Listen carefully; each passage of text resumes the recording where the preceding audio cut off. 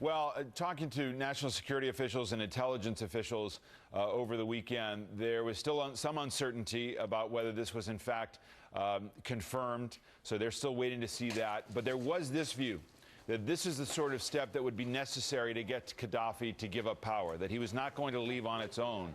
But the more trauma, the more pressure that can be created right next to him, in his family, among those closest to him, would perhaps be the best way to get the regime to actually crack.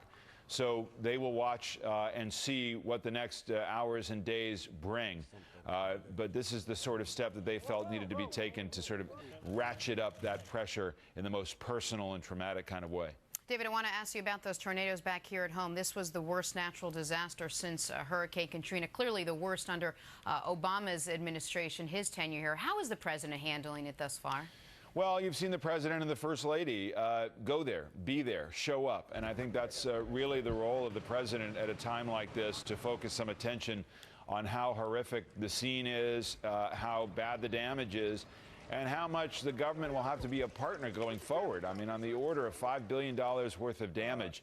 That requires sustained commitment long after the media attention goes away. And so the president, as you see in pictures like this, is doing what the presidents need to do, is to be seen there, comforting, showing up, and paying attention. Just recently, in an episode of Celebrity Apprentice, at the steakhouse, the men's cooking team did not impress the judges from Omaha Steaks.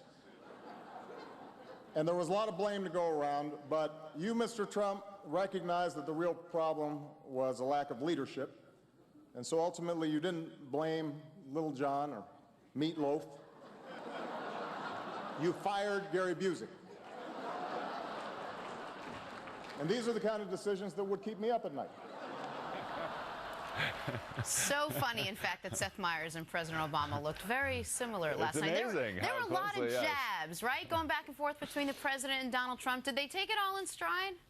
I don't know.